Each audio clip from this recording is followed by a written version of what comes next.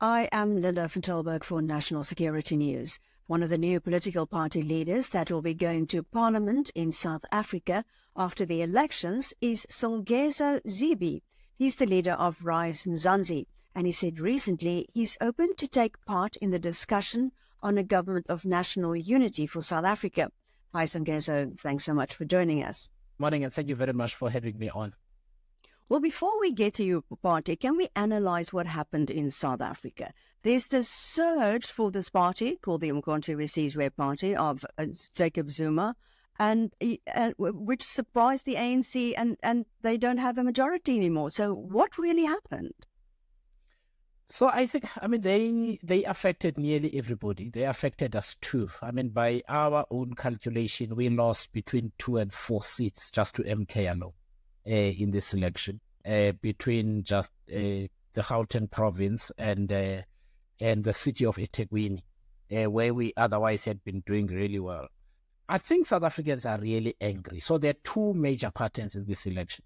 The first is that even more South Africans abstained from voting. So our voter turnout was just over 58%.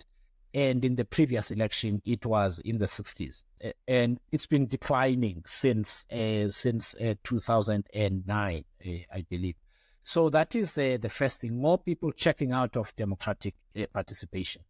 The second thing is that the parties I consider to be right-wing political parties that are not particularly thoughtful about policies or nuanced in the way that mature democracies do, lost big. So the parties that lost big are the thoughtful political parties. The right-wing political parties, identity politics, subtle threats of violence, or at least legislation that kind of inflicts some kind of violence on a certain identity or group of people.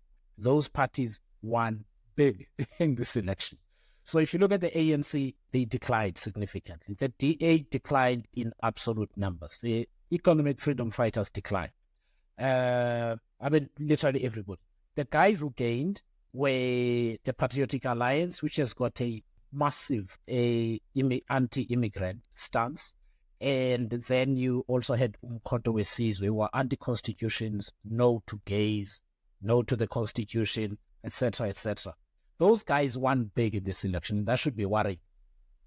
Well, so do you think the same thing happened that is happening in Europe right now? Yeah, there is that. There is in fact, I'm seeing the same trend in not just electorally, but also in the tone of the political conversation, because South Africa's political conversation used to be a lot more thoughtful.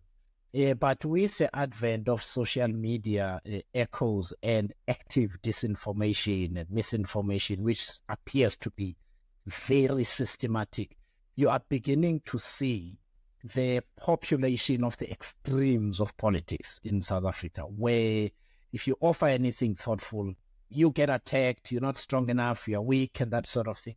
So what we're seeing is that both electorally and in the political conversation between elections as well, the polarization is increasing. It's no longer just racial polarization. It might use racial elements, but generally, the ability of the political system to reach consensus is weakening. And that is really worrying. So how do you think we counter that in South Africa? Because at the moment, Zuma and the uMkhonto Party is going to challenge the outcome of the election. Well, this is one of the things, again, I said before this election that the development of the uMkhonto, at least in terms of his political rhetoric, and the touch points that they use for their political message match almost dot for dot the development of the MAGA movement in the United States, right? Yeah. He came out and said, we're going to win a 2/3 majority, and if we don't, the election is rigged. Okay? So you knew they telegraphed this, that the only way this election would be legitimate is if they win, for instance. And they're challenging the thing in court. And guess what?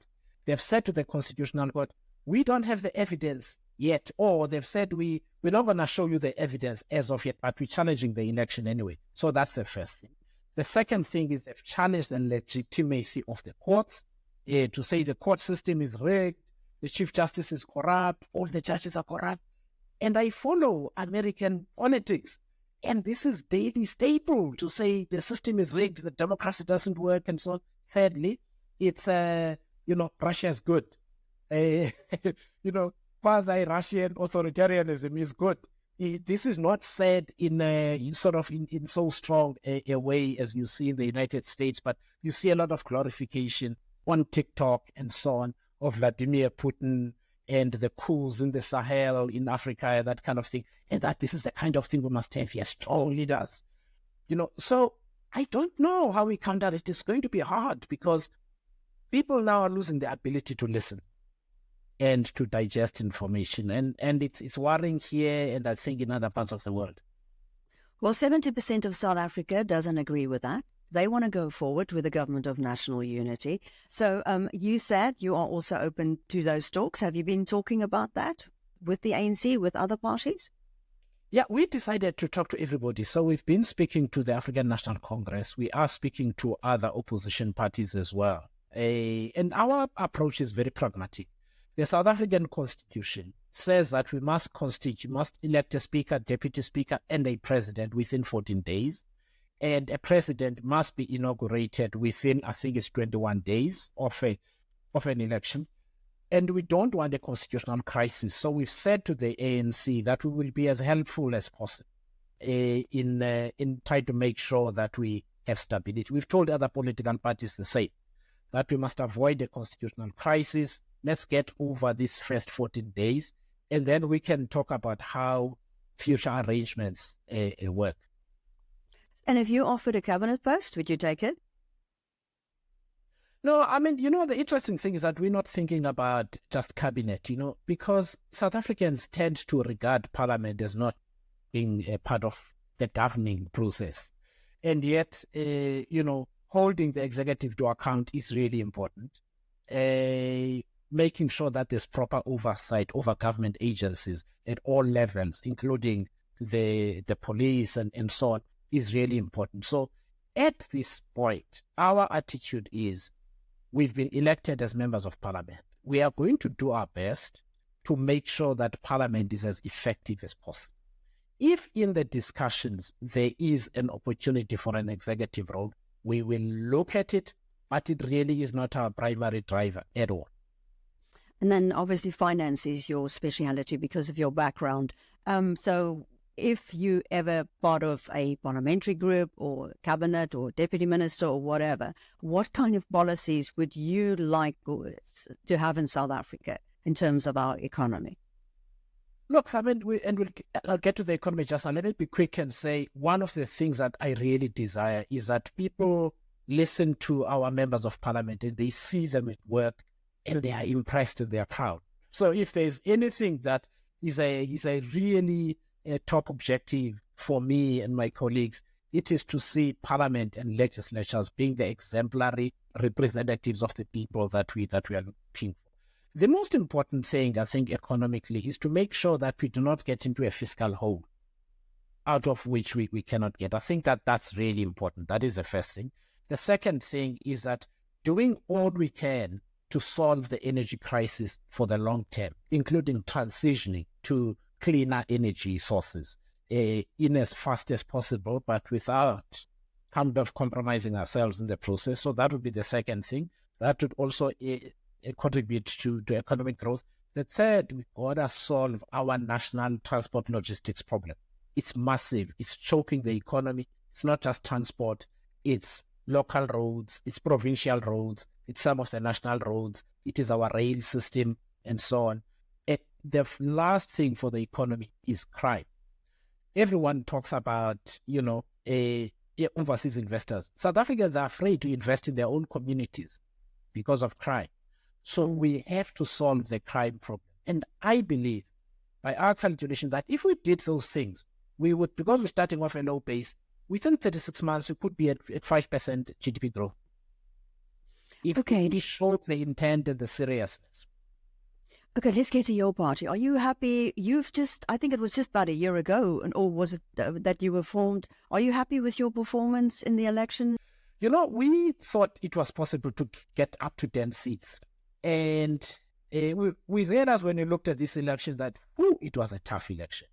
We just didn't know because we are new So we had no idea. And when we saw how everybody did, you're like, oh my, all of these guys had a tough time. And look, the one thing that is pleasing, notwithstanding our disappointment at not getting to at least six to eight seats, is that we finished ahead of all the new political parties, all of them. We also managed to overtake some political parties that were there before us, but had always had like a couple of seats in parliament and so on. Some have disappeared completely. Our objective now is to make sure that in the local elections, we triple or quadruple our vote that we had in these elections, firstly, and secondly, that we begin to pursue cooperation and consolidation with other opposition political parties, especially in a government of national unity context where some of the bigger parties will be in the executive. We will most likely be in the legislature, and somebody has got to be the opposition. You can't have a country without an opposition. You, one of a new generation of leaders in South Africa that do not have the legacy of government or corruption. If you look at the performance of smaller parties like yours in the election, do you think there's space in South Africa for this change, for this new deal that you were talking about during your campaign with different values? There is space for that. I think the thing that we've got to fix is trust, because people don't trust politicians. So even for people like us, I mean, you would get comments that said, I liked you better when you were a journalist or in business or you were in civil society, right? Now I'm not so sure, simply because you are actively involved in politics. That's what we need to fix. That takes time. And that's one of the things we're really patient about. And we've started a concept called People's Assemblies.